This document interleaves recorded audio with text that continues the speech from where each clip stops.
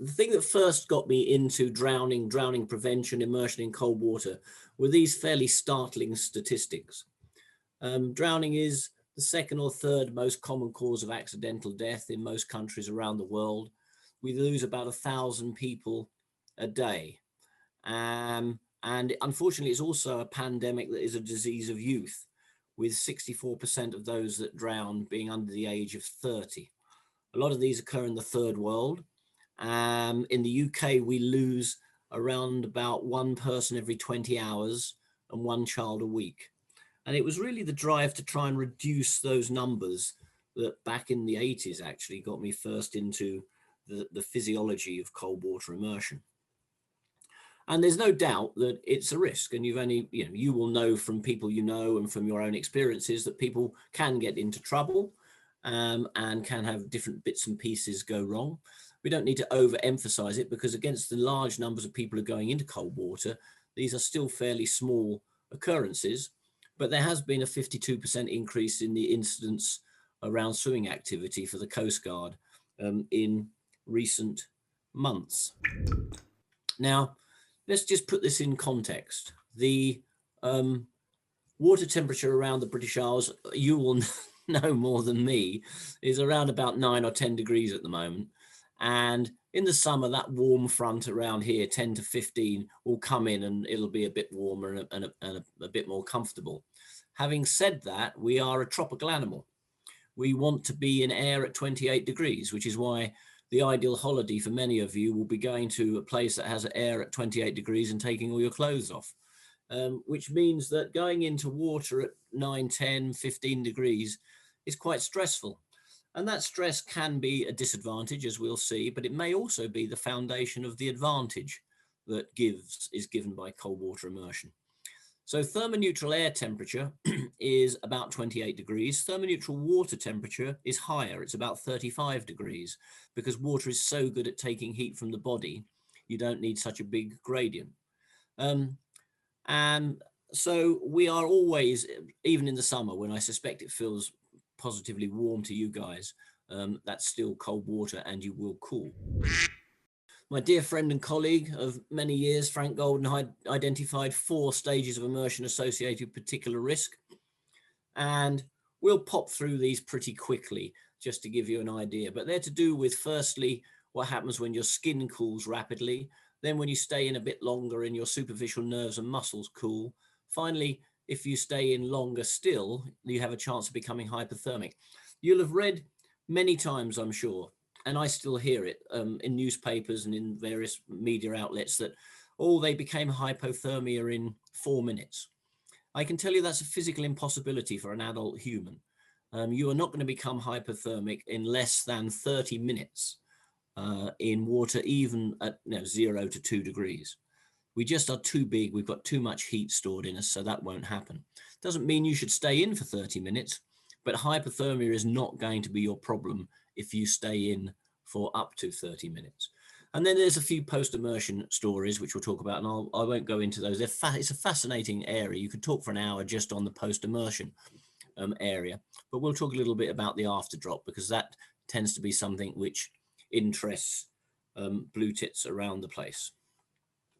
This is a young man studying medicine, wishing he'd done maths or art or something, because he's about to be lowered into water at around about 10 degrees Celsius. And if you do that, you know, because of the first time you ever went swimming in cold water, you get some fairly dramatic physiological responses. And I always say at this point, you know that you're doing a fairly dodgy experiment when you replace your doctor with a priest. But you know, the gasping, hyperventilation, sudden increase in your heart rate, that, as the water gets to about waist deep. And then after that, it seems to be okay. And that's the cold shock response. We first described that back in the 1980s, and it's probably the most dangerous of the responses associated with cold water immersion, because if you take somebody and you put them into water, these are the sort of numbers that you see. So pre-immersion, now remember, this is in a laboratory and somebody knows they're about to be immersed in cold water. So this is a young, fit, healthy guy with a heart rate of 90, because he's pretty excited about the prospects of being lowered into cold water. So he's a bit anxious. And then in the first minute of immersion, his heart rate is up at 156 beats per minute. That's the equivalent of a jog, a fairly decent run, but this guy is sitting still, as you've just seen. Perhaps more importantly is this 114 litres of air that's being shifted uncontrollably in and out of the lung. That's a gasp response, and then that sort of response. Now that gasp response is 2 to 3 litres. The lethal dose of water into the lung for drowning, if it's salt water, is about 1.5 litres for an adult human. So actually less than the initial gasp that people take. And so for years, people thought that hypothermia was the big issue, the big problem, because of the Titanic primarily, where people did die from hypothermia because it was flat, calm water, and lots of people in the water had life jackets. But in fact, it's this response, it's this gasp, and it's that response that is the most difficult and the most dangerous aspect of going into cold water. And at the same time, the heart can get confused.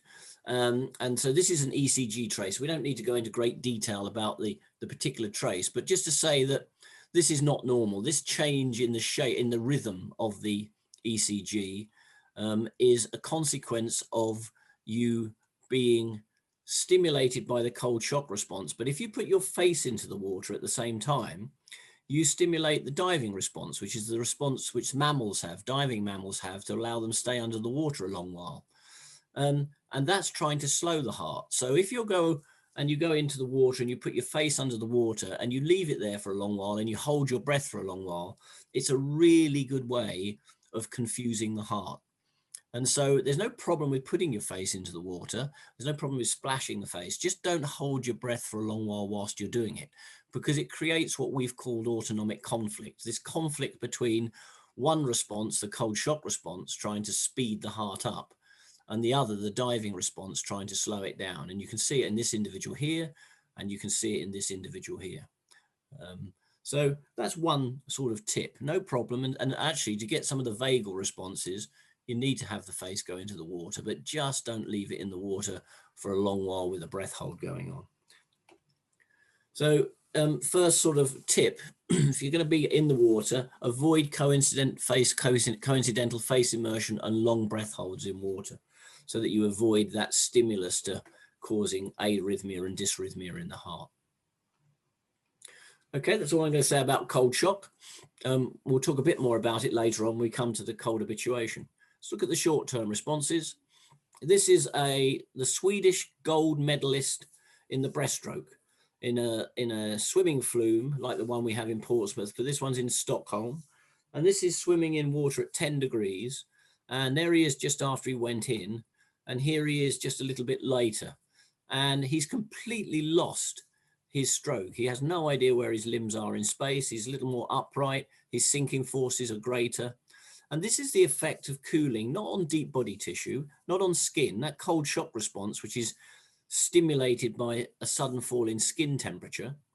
Your cold receptors in the skin are about 0.18 millimeters below the surface of the skin. So they react very quickly to getting cold. And because they're above the layer of fat, subcutaneous fat, the fat doesn't protect against this response.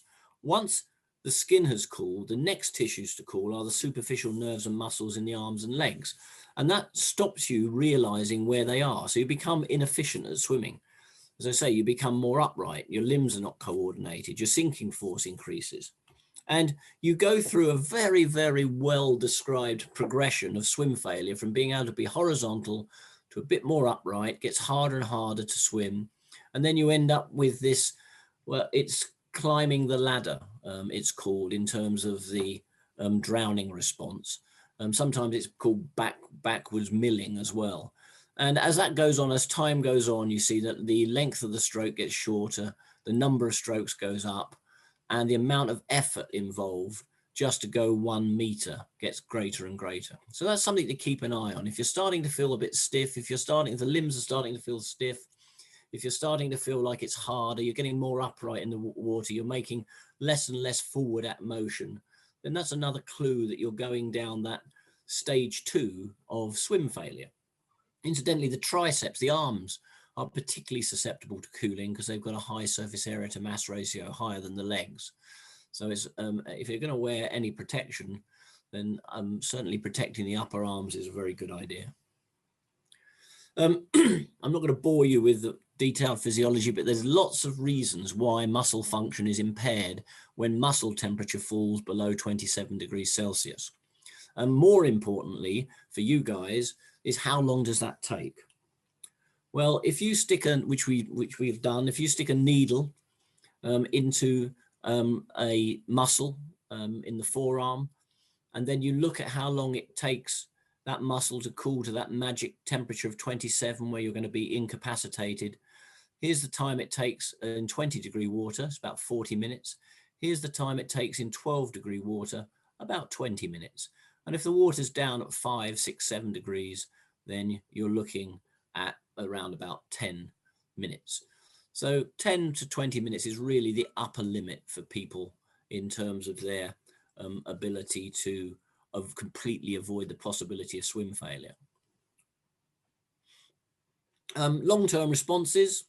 I would hope that none of you ever become hypothermic unless there's some catastrophe occurs. But the signs and symptoms of hypothermia are there. There's the water, there's the deep body temperature here. You're normally at 37. You probably, after 5 or 10 minutes swimming, you'll be still about 37. It really takes quite a long while to start cooling. But then as you cool with time, the brain is the first organ to be affected. People get confused, they make silly mistakes, then they have amnesia, then they go into semi-consciousness, unconsciousness about 30. But as I say, this isn't going to happen in the first 30 minutes of an immersion. And if they get to the point where they're semi-conscious or unconscious, then unless you're wearing a life jacket, that's when drowning occurs. So drowning is the end point for cold shock, for swim failure, and for unconsciousness caused by hypothermia. So not many people die from hypothermia. Many more end up drowning because of it, or because of cooling or the initial responses. You'll have heard the word, the term after drop bandied about, and here's an example of it. This is a study with 13 individuals. Here they are. It's an old study from Frank in 1986. Here they are in the water cooling, a deep body temperature falling. This is 10 minutes from the end. This is the end of the cold immersion. Then you switch somebody to a warm bath, and you see a continuation of the fall in deep body temperature. Now, there's a few points to make about this. This is caused by conductive cooling. You can see an after drop in a melon. If you warm a melon up to 37 body temperature, put it into a cold bath, and measure the temperature in the middle of the melon, but isolated in the middle of the melon, it'll start to fall.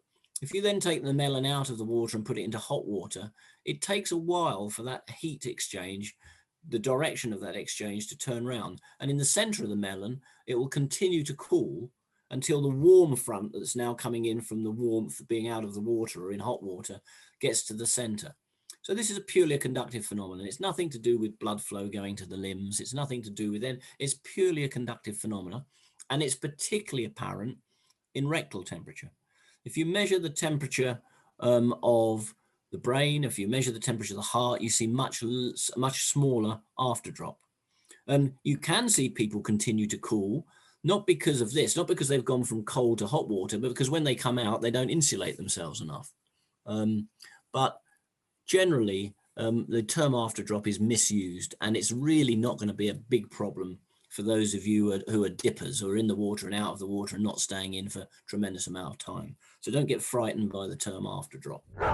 So if you've been in the water less than 20 minutes, if you've got no signs of hypothermia, you can rewarm in a bath or a shower. Sit down on a plastic chair, just in case you get to feel a bit faint if you overstay your welcome in the chair or in the hot water. Remember that because you've been anesthetized by the cold skin, you might not sense the water temperature as well. So don't burn yourself. Don't have the water any warmer than 39 or 40. And don't over rewarm, because that'll be just like what happens if you stay in a bath normally for too long and you get all flushed and start to sweat and stand up and feel faint. I just see a lot of people subjecting themselves to really prolonged periods of cooling because they're frightened to have a quick shower to warm the skin up, just to make it more comfortable, or to have a quick splash in the bath.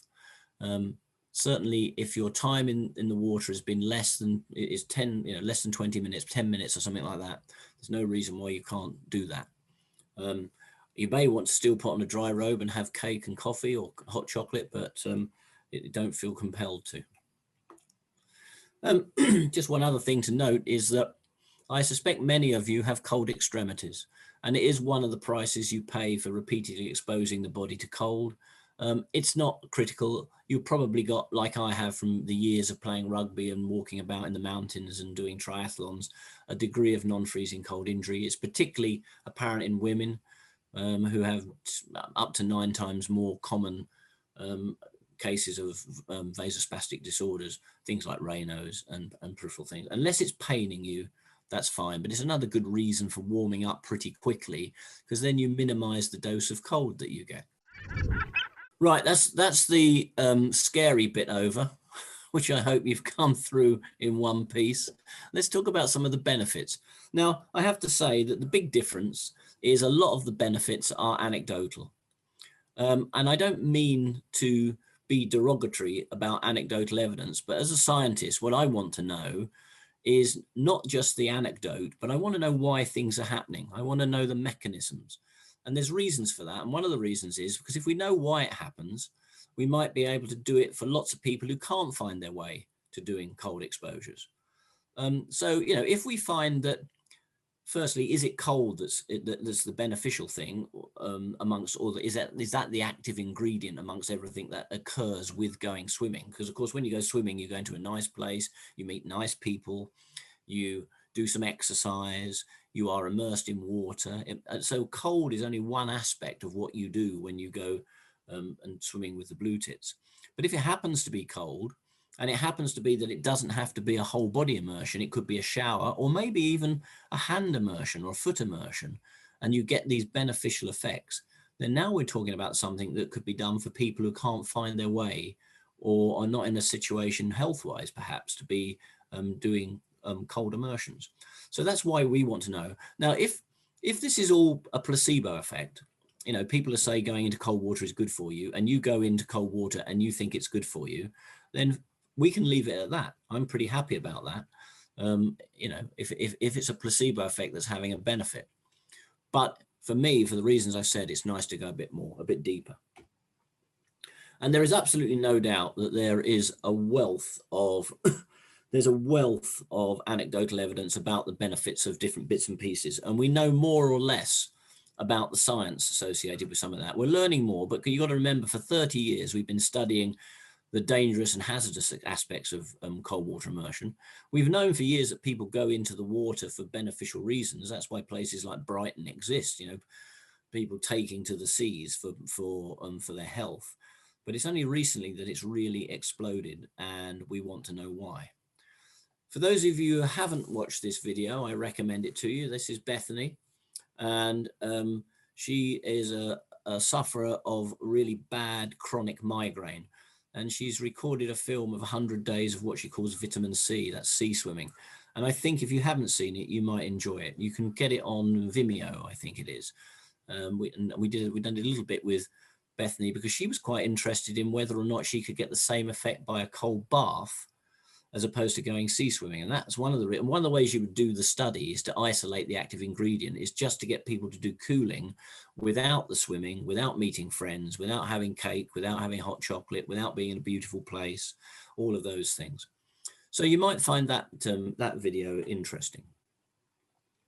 Now, there are 3 things that people talk about when they talk about the benefits of open water swimming. The first they talk about is, this makes me feel alive. This is as alive as I ever get, and I'm like that for a lot of the rest of the day. It's really a wake up, and the reason for that we know. This is one of the bits of science we do know, in that when you take that tropical animal and you drop them into cold water, you react with a fight or flight response. This is a response that we've had since our origins, really, which is to prepare us to fight or to run away. And part of that is an outpouring of the stress hormones. So adrenaline, noradrenaline, cortisol, et cetera, et cetera. And so, yeah, absolutely. This is an adrenaline rush that you're getting from what is a very profound stimulus to the body, a sudden fall in skin temperature, producing a dynamic response in the cold receptors and the cold shock response, which is incidentally you don't see in cold air because it just doesn't cool quick enough. So that's, that's that first 30 seconds to a minute that's doing that. That sudden skin cooling is what's driving all of these responses. And it doesn't really make much difference if you stay in 5, 10, 15 minutes. These responses have all occurred in the first minute of immersion. There's also some talk about the inflammatory responses, and inflammation is increasingly being linked with a whole host of different disorders. And I've listed some of them on this slide, including inflammatory bowel disease, type 2 diabetes, Alzheimer's disease, and depression. And it seems that one of the hypotheses that we're working to is that repeated exposures to cold water, you get used to it, don't you? You habituate. And I don't mean that in the way that it's okay once you're in, i.e. you go in, it feels cold, and after a minute, it feels much better. And that's simply because your skin's cooled and your receptors have got used to the new temperature. I'm talking about when you go in day after day and you become habituated to the cold. And part of that means that you decrease your stress response. You become less stressed to that stimulus. And that decrease in the responsiveness of the body may well mean that it has a cross-adaptive benefit to other stressors that are associated with inflammatory responses. So that's the hypothesis of why we think cold water immersion may be of benefit. And you probably have read recently about the cold water holding a clue to dementia. And that this is with the Parliament Hill Lido swimmers having a raised level of the protein RBM3, which is good in terms of neural connections. So, that we're starting to piece together some of what may well be beneficial in terms of repeated exposures to cold. But as I say, we've got a long way to go to identify cold as the active ingredient. Some time ago, we did a TV program with dear Chris Van Tulleken, and it was a doctor who gave up drugs. And we did a case study of a young lady who had postnatal depression. And we took it seriously because both her brother and her father had committed suicide from depression. And she came to the lab, and the bit they didn't show you in the TV program was we habituated her to cold. She did 6 3-minute immersions over the course of one day. And that's actually enough. We'll talk a bit about it later on, but that's enough to reduce your cold shock response fairly significantly. And after the first and second immersion, she really wasn't very happy. And we said that she should drop out if she wanted to, but she was a determined young lady who wanted to continue. And after the 6th immersion, she said that she was the happiest she'd been for as long as she could remember. And a year later, she is drug-free, still open water swimming, and as far as I know, suffers no depression. So, I'm not, I talked about this being anecdotal evidence, but, it's strong anecdotal evidence. And incidentally, we wrote a paper on that particular case study that you can see in the British Medical Journal if it interests you. If you want to follow it up, then please, I'll give you my email address at the end, and I'm happy to send you any of these papers or video links. And so we now have a model that we believe is involved in some of the beneficial effects. So the first beneficial effect, that alert bit, feeling alive, coming from that sudden cooling of the skin and the cold shock response and the release of the stress hormones. The next one being the anti-inflammatory effect of cold immersion, repeated cold immersion, and cross adaptation. And I mean, for some people, just taking on cold water immersion and surviving it and making it feel easier by repeatedly doing it gives them an incredible sense of achievement. So that's one of the benefits. Certainly when you're swimming, it's pretty much all you think about. So if you've got any other problems going on in your life, I think it's quite a distraction. It may be beneficial from that role. The Blue Tits, you're a great social group, and that's great to be part of that. You're going into beautiful places to do what you do. We've talked about some of the anti-inflammatory aspects of cold water immersion. That vagal stimulation of face immersion, as long as you don't overdo it, is in itself potentially beneficial in terms of being anti-inflammatory.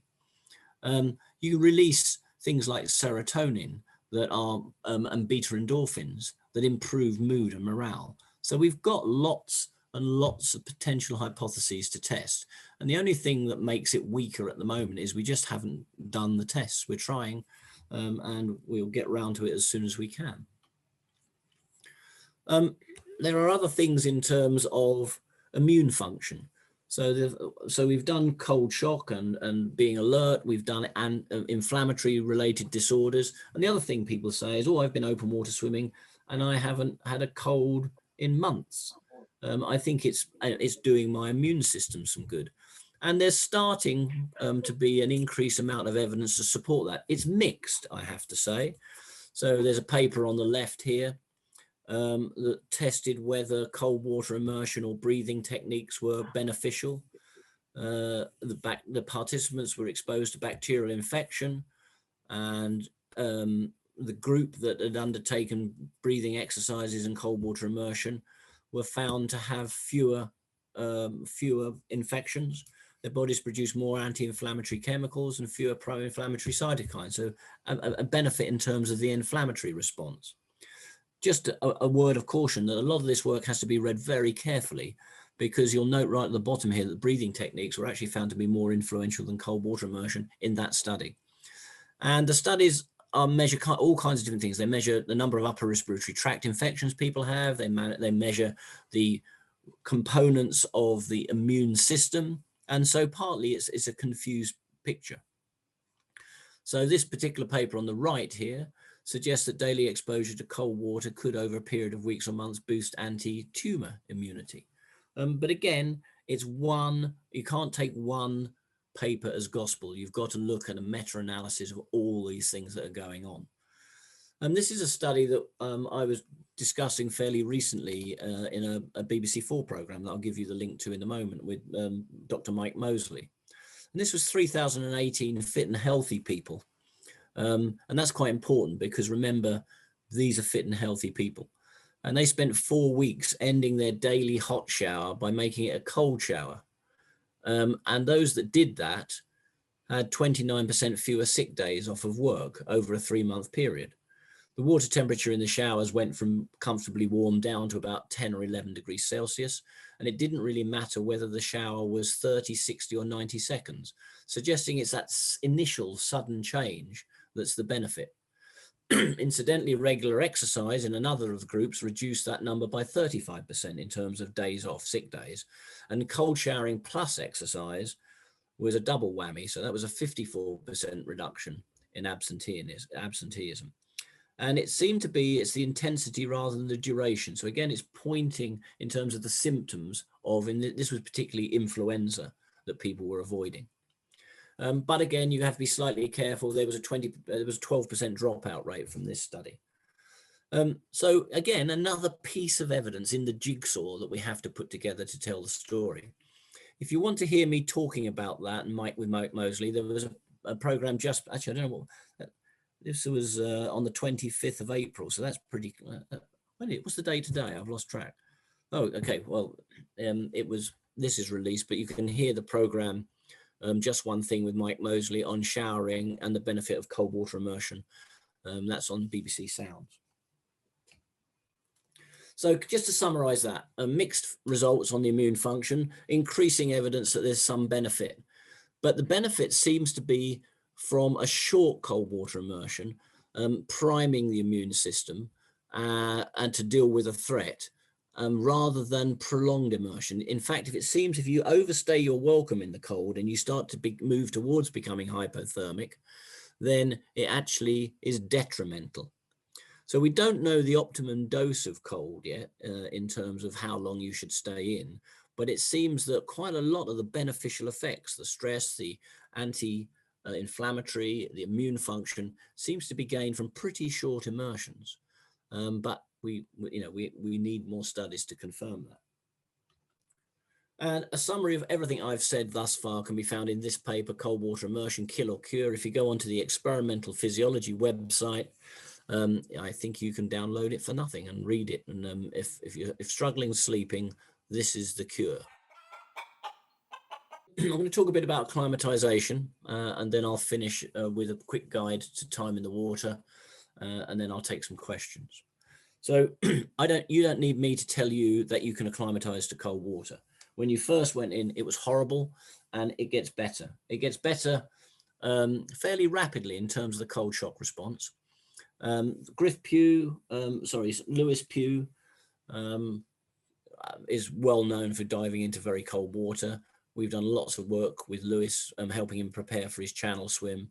And when he goes into cold water, you can't spot on a graph or on a recording of his breathing or his heart rate where he's gone in. He's completely habituated that cold shock response.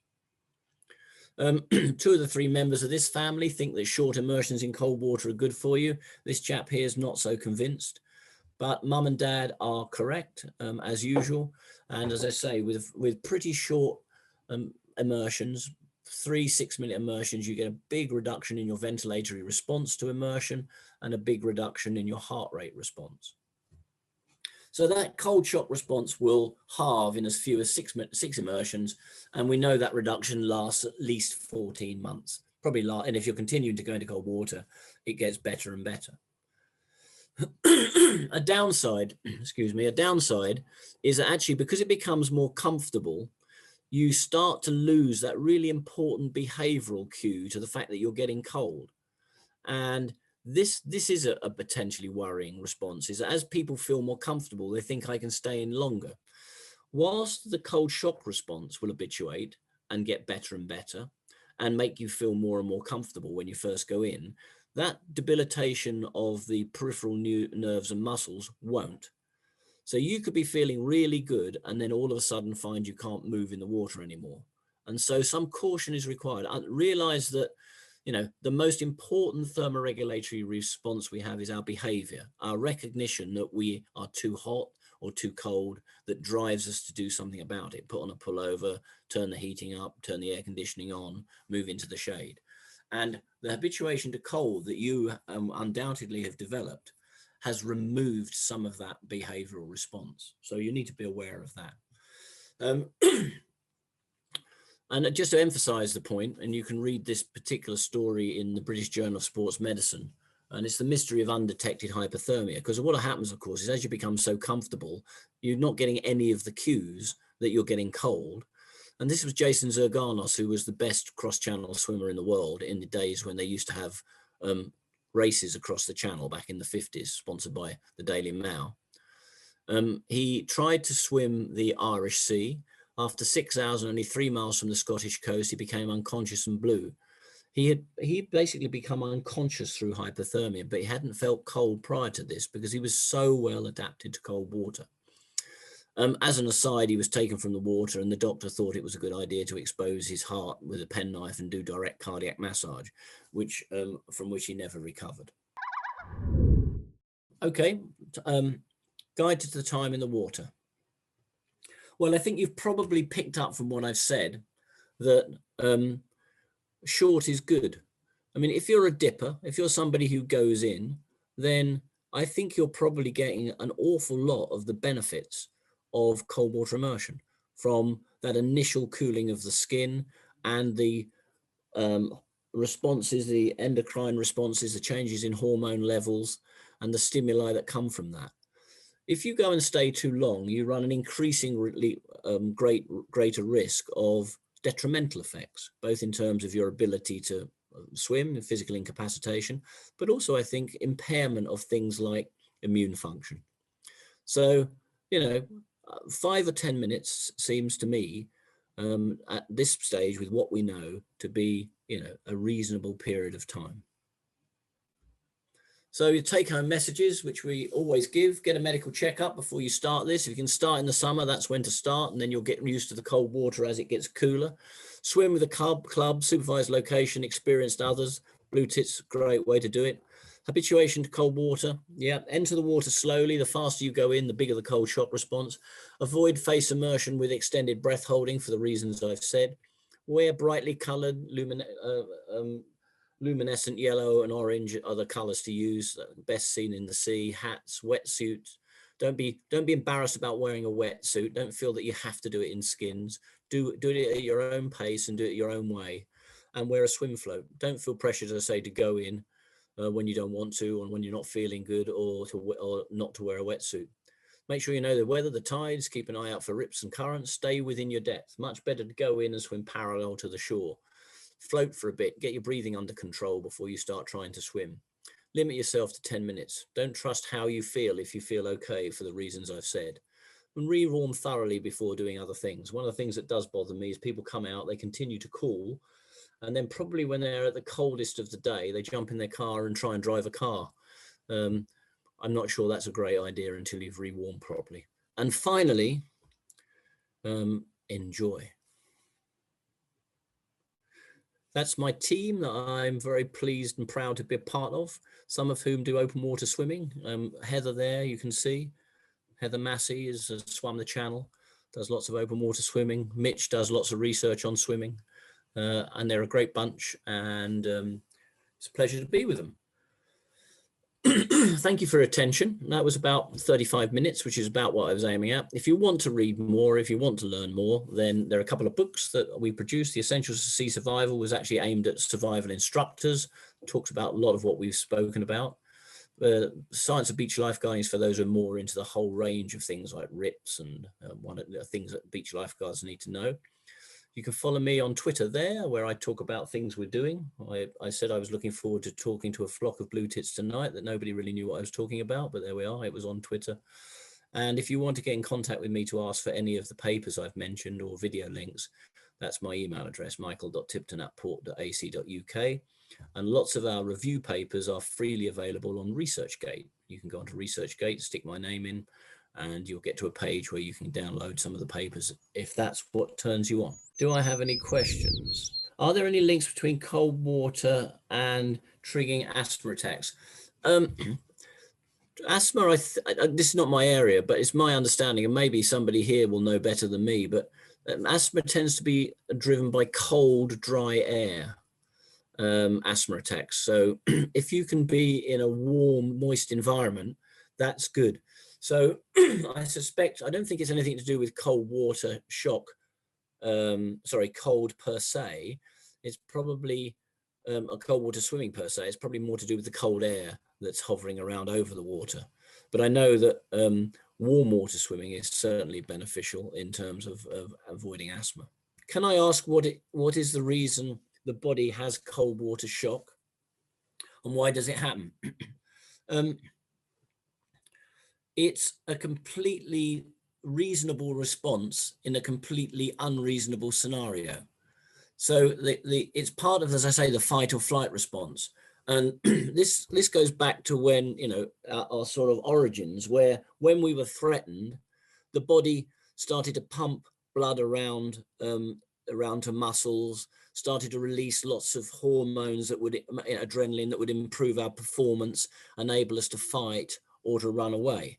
And so that's a pretty standard response to stressful situations. The increase in breathing rate, the increase in cardiac output, the increase in muscle perfusion is all preparing you to do something.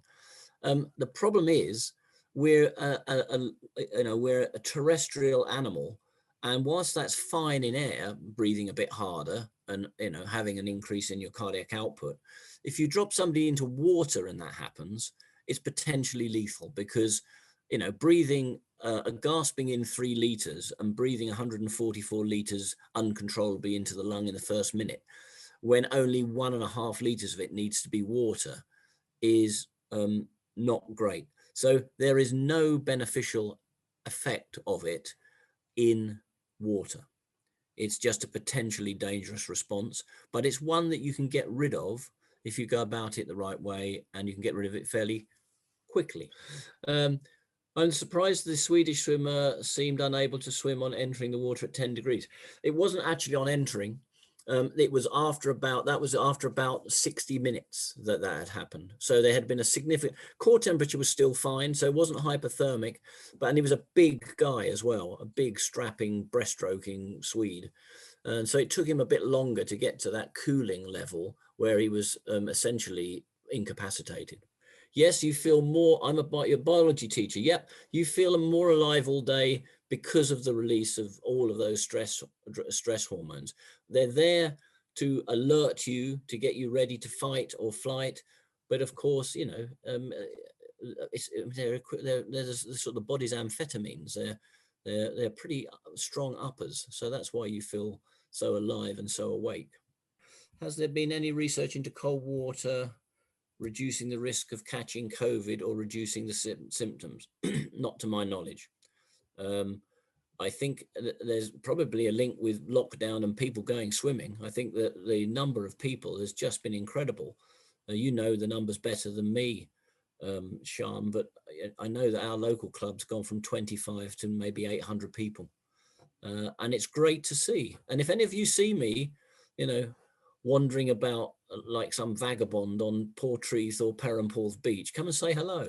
And I'll be very pleased to meet you and have a chat with you about anything you want to talk about. Mike, we went from 9 blue tick groups to, I think we're at 120 now during lockdown. So yeah, and and my guess is, I mean, this is why we need to keep this in perspective, because my guess is you've not had any major disasters in amongst those people who are going swimming, provided it's done carefully and in a controlled way and people prepare to do it and they follow some of those take-home messages. It's a perfectly reasonable thing to do. You just got to, our work incidentally underpins the RNLI's Respect the Water campaign. And that's what you've got to do, respect the water and then enjoy it. As you get used to the cold water shock over a period of regular cold water swimming, could you potentially lose some of the benefits, as they are partly to do with it? Yes.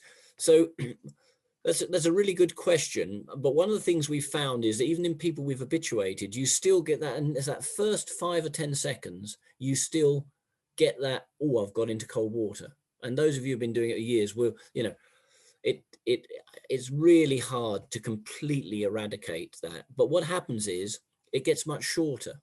Instead of being, 60 seconds to 90 seconds of uncontrolled breathing, it becomes a couple of gasps and you're okay. I can see lots of nodding head, so I guess you're agreeing with that. So you're still getting that release. It's just that it's much shorter. But that study that I mentioned that Mike Mosley discusses with me on the Sounds BBC thing, BBC Radio 4, Just One Thing, their study showed that the beneficial effect of going in for just 30 seconds was no difference to staying in for 90 seconds in terms of avoiding influenza and days off work. So you only need a short bit. You only need that sudden change in skin temperature. And it may well be that that physiological response is dissociated from your perceptual one anyway, that you're still getting a very significant initial response, but you're just not responding to it in other ways. Is cold water immersion more dangerous for children and therefore not recommended? Again, it's a good question. Well, absolutely, children cool more quicker than adults. And because they have a higher, smaller people cool more quickly than bigger people, because smaller people have a higher surface area to mass ratio. So they have less mass, so they've got less heat content, but they've got a relatively bigger surface area to lose it. They're more like radiators, whereas we're more like spheres. So yeah, they'll cool more quickly, but it's quite difficult to, the studies that we've done a few studies on the Bristol cross-channel swimming team, who became the youngest swimming team to go across the channel, average age of 12. And they didn't have that much of a different cold shock response to adults. So in terms of cold shock response, probably not. In terms of cooling, superficial cooling and central cooling, probably yes. But the other thing that you'll all know is that children are so enamored with the water that they can be freezing and still enjoying it. You see that on holiday. You cannot drag them out, even though they're blue and shivering. So they're really highly motivated to be in it. So I guess they need more looking after because of that. So is long COVID being, in terms of cold water immersion, being looked into? The answer is no. But again, one can hypothesize. Long COVID is a strange thing, isn't it? It's a different thing to different people. So I have no doubt that the sort of coronavirus seems to be almost targets people's relative weakness. You know, if they've got a chest problem, then it's the chest it goes for. If it's liver, it's liver. If it's blah blah blah.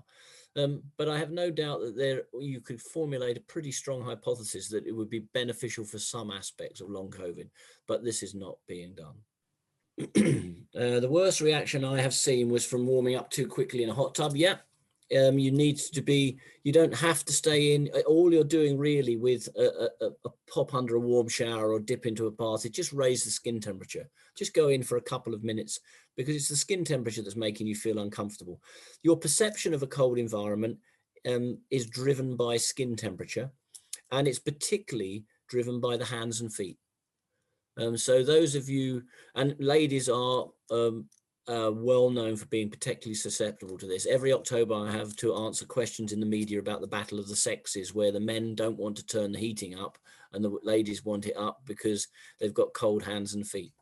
And that dominates your perception of the environment. So if you did no more than put your hands and feet into something warm, you'd make yourself feel an awful lot more comfortable very quickly. Do you think that cold water swimming, including all the factors included with it, could be actually become addictive? Could the repetition of the additional adrenaline be addictive? Yeah, in the same way that we are particularly susceptible to addiction, or the formation of habits is a better way of putting it. And there's absolutely no doubt that going into beautiful places, exercise, or a glass of Chardonnay, there's an awful lot of things one can be addicted to, and I have no doubt. I don't think it's to do necessarily with the adrenaline rush, but it's certainly if you have a really good time and you feel great as a result of something, then it would be irrational not to be repeating it, I guess. So I guess in that way you could define it as a form of addiction, but only in the same way as people get addicted to doing anything that's pleasurable. Do you do a research with muscular sclerosis? Yeah, we don't yet. We'd like to, and some people are, and some people claim some benefits of MS with repeated immersions. And I get lots of emails following talks like this about various conditions that people have, and I always feel a bit inadequate because they're always asking me, I felt good since I've been doing this. Is there any research on it? Is there any research? And there's not. And one of the reasons they're not is because, unfortunately, it's really hard to get funding in this area. If you are working on drowning or hypothermia or frostbite or non-freezing cold injury, which are regarded as classic medical conditions, then it's relatively easy, still hard, but relatively easy to get funding. As soon as you start talking about cold water immersion for its anti-inflammatory, immunofunction, etc., you're regarded, I think, as a little bit of left field. So it makes it really hard to get the funding. But we'll do the best we can through students, master's students, etc. Heather and in particular, and I are trying to do that. Any more random control studies planned? Yeah, we're always trying to do something. It's just been really difficult in the last year, of course, because we've not been able to get anywhere near a laboratory. So we've been doing more questionnaire-based stuff. Do you know how quickly acclimatization wears off if you take a break? That's, again, a really good question. We don't. We know it a bit from heat. And in the heat, it's about 3 weeks. I think that with the cold, it's a much longer. So we did a study where we got people habituated to cold. Cold shock response after 6 3-minute immersions went down by 50%. 14 months later, it was still reduced by 25%. So there's something a bit more permanent about that cold shock response, habituation. It's been a pleasure to speak to you and to see you all. Keep swimming, stay safe,